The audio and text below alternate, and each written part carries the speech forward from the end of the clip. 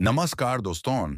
आज की जो कहानी मैं आपको सुनाने जा रहा हूं, वो सिर्फ एक कहानी नहीं, ये एक सच्चा वाकया है। एक ऐसी हॉरर कहानी जो मुरादनगर के एक लड़के के साथ हुई थी।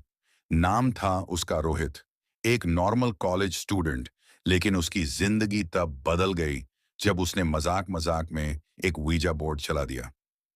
एक छोटी सी बर्थडे पार्टी थी उसके दोस्त सौरभ के घर पे। 4 लोग थे। रोहित, सौरभ, डेनिश और निशांत। सब चिल कर रहे थे। कोल्ड ड्रिंक, म्यूजिक और मस्ती चल रही थी। तभी डैनिश अपने बाग से एक पुराना वुडन बोर्ड निकालता है।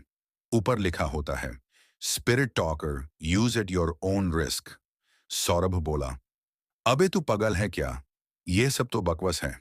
लेकिन रोहित, उसका मूड अलग था। उसने बोला, एक बार ट्राई करते हैं, देखते हैं होता भी है या नहीं। गलती वहीं पे हो गई। सुबह रोहित कॉलेज नहीं गया। उसकी माँ ने समझा बीमार होगा। लेकिन रात को उसका छोटा भाई उसके रूम में गया तो देखता है रोहित मिरर के सामने खड़ा है और किसी अजीब भाषा में बात कर रहा है। उसकी आवाज एक लड़की जैसी थी। चेहरा काफी पाले था, आंखें ब्लड रेड, और उसने मिरर में लिखा था, कल्पना इस बैक। अगले कुछ दिन में सबको समझ आ गया था, रोहित अब वही रोहित नहीं रहा था।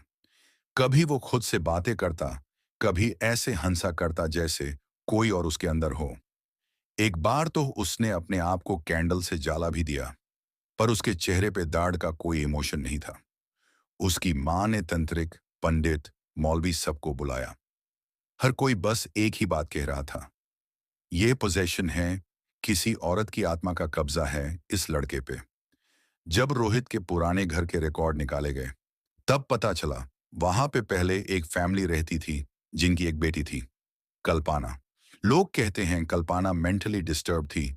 उसने सुसाइड कर लिया था बाथरूम में, और उसकी आत्मा कभी शांत नहीं हुई। वीजा बोर्ड के जरिए कल्पना ने वापस आने का रास्ता ढूंढ लिया, और रोहित का बॉडी उसका मीडियम बन गया। एक रात रोहित अपने रूम में था, तभी घर वालों ने देखा उसका बॉडी हवा में 2 फुट ऊंचा था। उसके मुंह से एक ही लाइन बार बार निकाल रही थी, मैं वापस आ गई हूं, मुझे कोई नहीं रोक सकता। आज भी रोहित एक मेंटल केयर सेंटर में एडमिट है। कभी नॉर्मल दिखता है, लेकिन जब भी कल्पना की डेथ एनिवर्सरी आती है, उस दिन उसकी आंखों का रंग बदल जाता है, आवाज वापस लड़की की हो जाती है, और उसके हाथों में बिना बताए वीजा बोर्ड ड्रॉ हो जाता है। लोग कहते हैं कल्पना अभी भी वहां है, और वो किसी और के जरिए फिर लौटने वाली है। तो दोस्तों, अगर